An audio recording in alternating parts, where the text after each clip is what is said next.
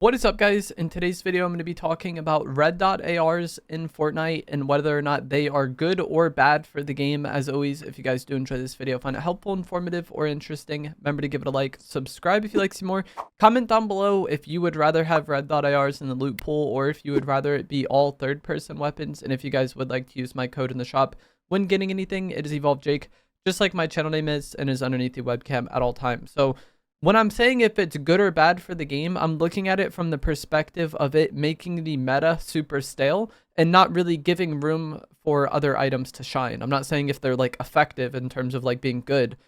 It's like at times they're so good that it makes everything else kind of irrelevant. And pretty much ever since Fortnite has added red dot weapons, they dominate the meta and make the third person options either like really ignored or relegated to just being close range spray weapons. Like the collateral AR in the lawless season, it was good and it was used, but it was mostly used as just like a spray weapon for the regular version, not the exotic. But the regular version was mostly just kind of used as like a pseudo SMG, more so than an actual AR. That's what I mean by them being kind of ignored. And modern third person weapons have been improved a lot to the point where they feel somewhat enjoyable to use, but they still can't really hold up that well versus the red dot weapons. Like, I think good examples of this would be the Spire AR or the OXR rifles. Both of these were pretty enjoyable to use in my opinion, and the seasons played out just fine without having red dot weapons in the loot pool. Like, I know going into Super, a lot of people were upset about it, but over time, I feel like a lot of players grew to really like the Spire and, you know, enjoy playing it with it.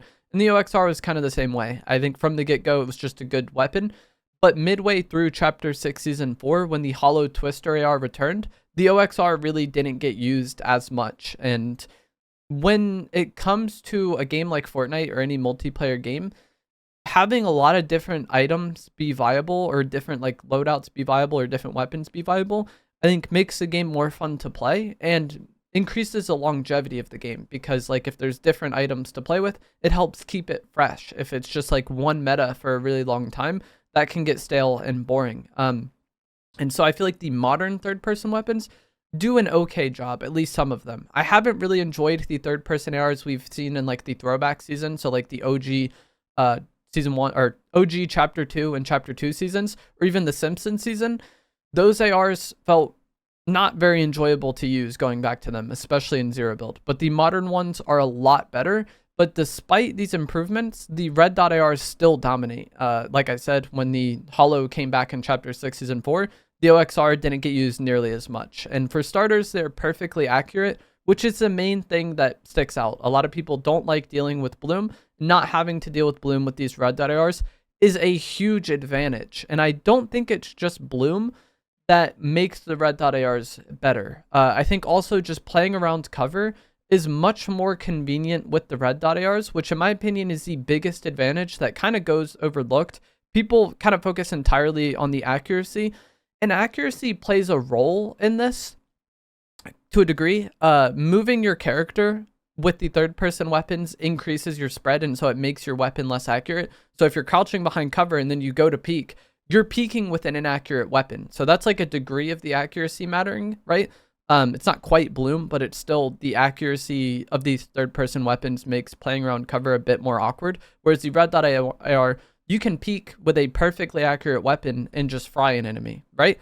But also, when it comes to like peeking and maneuvering around cover, it's just very easy to know with the red dot AR if you can actually hit what you're looking at. And it's like just easier to peek off of cover. I feel like it's kind of hard to describe, but you guys know what I'm saying. If you've used any of these third person weapons and you're trying to peek from like a rock or something, it can look like you're peeking at times and then you just shoot the rock. And so you have to like slide out even further and expose more of your character, which is again, not ideal. If you're playing cover, you want to peek as quickly as possible, showing as little as your character as possible, and hit shots as fast as you can. And the third person weapons make this a bit awkward to do because the camera doesn't feel good when in regards to this compared to the red dot ones. You're peeking with a less accurate weapon, then you have to worry about Bloom on top of that. And in these situations, if an enemy is peeking well, like I said, they're showing very little of their character, so you're probably only seeing like their head.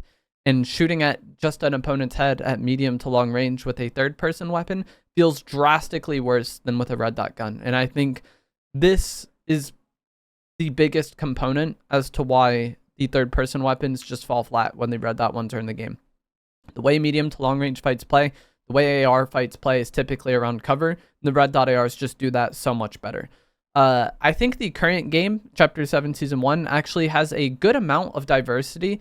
If you hit headshots with the deadeye AR, it is one of the best rifles we have ever seen, in my opinion. If you're not hitting headshots, it's good, but not great. You really need to hit headshots to make this weapon, you know, absolutely melt.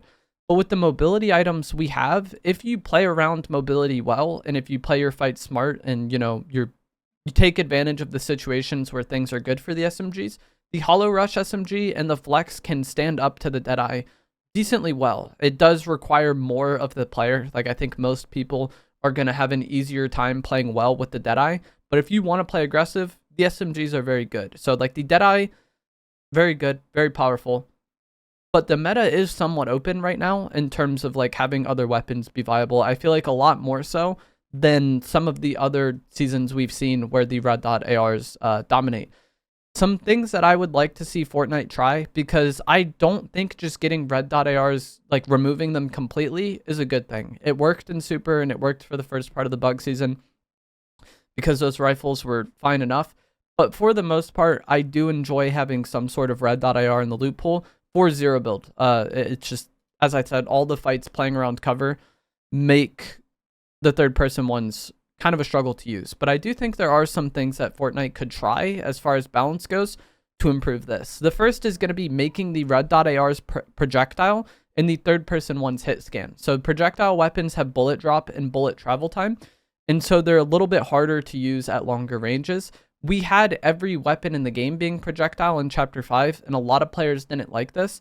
I personally wasn't the biggest hater of it. Like, I was not a Chapter 5 fan, but the projectile was not the problem I had with it. It was a lot of other things. So I don't mind projectile, and I think the times where projectile annoyed me most in Chapter 5 was when I wasn't able to customize my weapon yet, so I was dealing with bloom and projectile at the same time. That was a nightmare. But I think making the red dot ARs projectile and the third person one's hit scan would be a nice sort of balance where, like, okay, if you're using a third person weapon, you have to deal with bloom. If you're using a red dot one, you have to deal with bullet drop. And I think that would allow, like, each weapon type has a disadvantage, and so you have to play around that disadvantage and you have to play around it well in order to like use the weapon. And I think that would make the metas a bit more open. I think making the red dot ARs less versatile would also help with this a lot. So a good example of this would be the red eye AR from Chapter 4. It dominated Chapter 4, but a lot of people weren't just using pump and red eye the entire time, because the red eye has a very slow fire rate and not great hip fire accuracy. So a lot of people ran 3 guns for a lot of Chapter 4, and if you didn't want to use 3 guns, you needed to use a more versatile weapon as your other weapon, and so there was more kind of freedom to create a different loadout.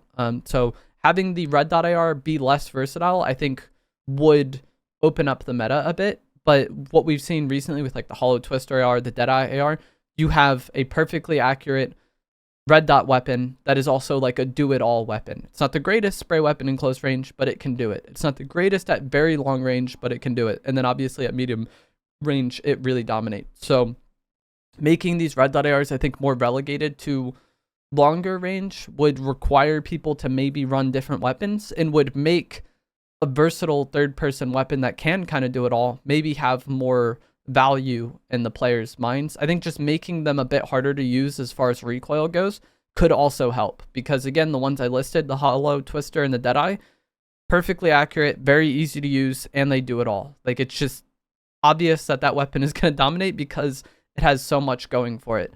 And then somebody in my Twitch chat also suggested making the movement penalty on the third person weapons less severe, and I think this would help a lot in those situations where you're playing around cover.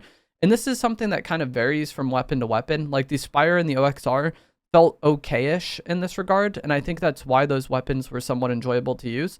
But like the suppressed Scar, for example, that we recently had in the Simpsons season, the movement penalty on that felt terrible to me. Like the gun itself was okay, but if I needed to like peek from behind cover with it, it just felt so bad because I was peeking with such an inaccurate weapon. So just completely removing the movement penalty on third-person weapons or making it way less severe would potentially give them more room to shine. And I think that's part of why the flex is so good recently. Not only is it a great weapon for killing, but like the movement penalty on it isn't outrageous, and so that makes it not as I don't know what the term, it makes it not as much of a struggle to use, or not as inconvenient to use. So that movement penalty on the third person guns is something that I think also being adjusted could make them shine. But that is going to be it for this video. Let me know what you guys think. I'm sure since my audience is mostly zero build, you want a red dot AR in the loot pool, and I do too, but I think there should also be room for other weapons to have, you know, use and actually be very good, and not just be outshined all the time by the red dot option. But let me know what you guys think. If you enjoyed this, found it helpful, informative, or interesting, remember to give it a like, subscribe if you would like to see more, and I will see you guys in the next one. Thanks for watching.